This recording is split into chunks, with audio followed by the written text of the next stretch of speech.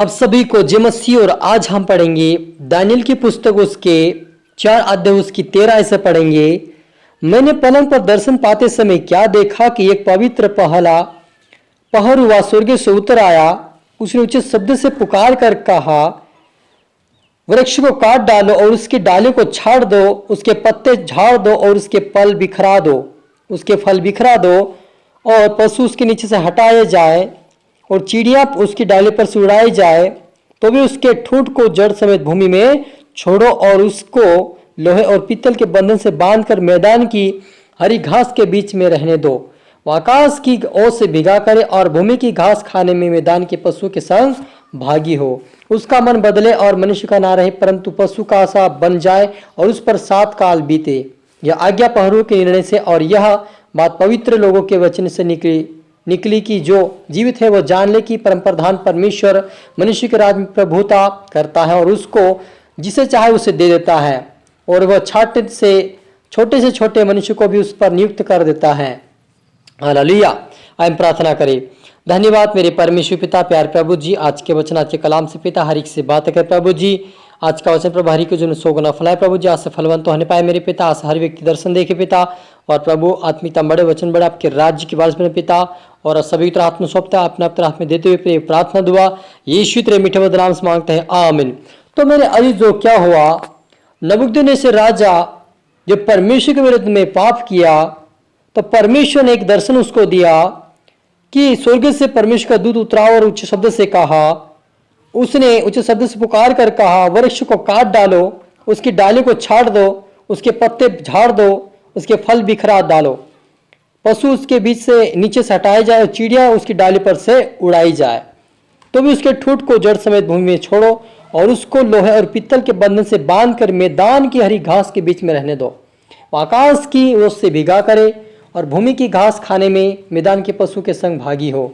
उसका मन बदले और मनुष्य का ना रहे, परंतु पशु का सा बन जाए और उस पर 7 काल बीते। यह आज्ञा पहरुओं के निर्णय से और यह बात पवित्र लोगों के वचन से निकली कि जो जीवित है वे जान ले कि परम प्रधान परमेश्वर मनुष्य के राज्य में प्रभुता करता है और उसको जिसे चाहे उसे दे देता है, और वह छोटे से छोटे मनुष्य को भी उस पर नियुक्त कर देता है। मुझे नबूकदनेस्सर राजा ने यही स्वप्न देखा। हालेलुया। मेरे अजीजों, जब नबूकदनेस्सर राजा ने घमंड में आ गया, धन की घमंड, लोभ की घमंड, बुद्धि की घमंड, राज्य का घमंड, कहीं ना कहीं उसका घमंड आ गया और इस घमंड के कारण वो परमेश्वर से दूर हो गया। हालेलुया। और परमेश्वर ने उसे एक स्वप्न दिखा उससे खुदी के बारे में कि जो पेड़ उन्होंने बताया, उसके अंदर जो बताया कि उस पेड़ को है ना, उस पेड़ को काट डालो। हालेलुया। वो पेड़ मेरा जो अगर हम आगे पढ़ते वहां पर दानियेल उसके बारे में बताया, राजा के बारे में, वो पेड़ है, वो राजा पेड़ है और उसकी डालियां उसकी प्रजा है और पत्ते जो फल लगे वो सारी प्रजा उनकी है, उसके लोग हैं।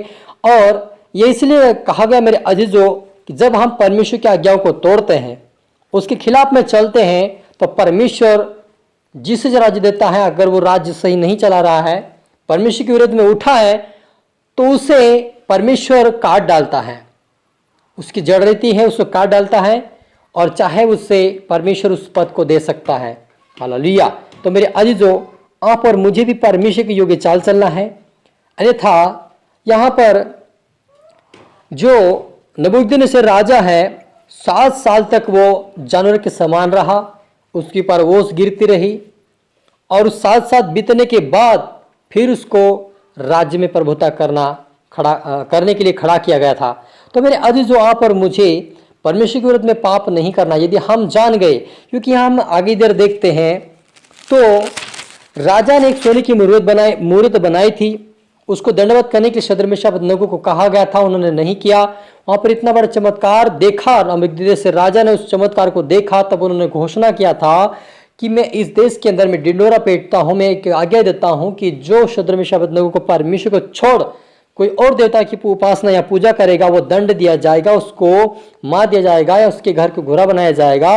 लेकिन जो कोई उसके परमेश्वर को, जो शद्रक मेशक अबेदनगो को परमेश्वर को मानते और उसके वचन पर चलेंगे वही बचाए जाएंगे। उन्होंने इतनी बड़ी आज्ञा दी थी और उन्होंने चमत्कार देखा, लेकिन उसके बाद वो घमंड में आ गया, अपनी मनमानी करने लगा, शरीर के अनुसार चलने लगा, अपनी बुद्धि के अनुसार चलने लगा, लेकिन परमेश्वर को भूल गया। इसलिए परमेश्वर कहता है कि उसे जानवर के समान उसे रहने दो, ताकि उसको वो जान जाएगा कि परमेश्वर क्या कर सकता है।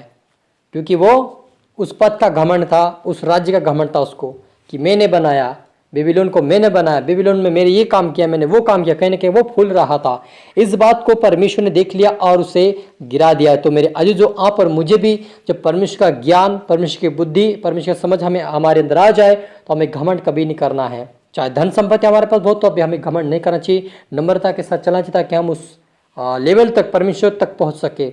अन्यथा आप यदि घमंड करेंगे, परमेश्वर के विरुद्ध में चलेंगे, उस वचन को तोड़फोड़ करेंगे, तो परमेश्वर आपको दंड देगा और आपको उखाड़ कर आपको काट डालेगा। उखाड़ कर नहीं फेंकेगा, लेकिन काट डालेगा, और आपके अंदर जो फल है वो सारे लोगों को दे देगा वो। इसलिए आप और मुझे परमेश्वर की योग्य चाल चलना है, उसके डर, उसके भय में चले, उसके राज्य की वारिस बने, ताकि हम जब परमेश्वर के राज्य में जाए तब हम निर्दोष ठहरे और उसके राज्य के वारिस बने। हालेलुया, प्रार्थना करिए। धन्यवाद मेरे परमेश्वर पिता, प्यार प्रभु जी, आज के वचन के कलाम से पिता परमेश्वर हर एक से बातें किया प्रभु जी।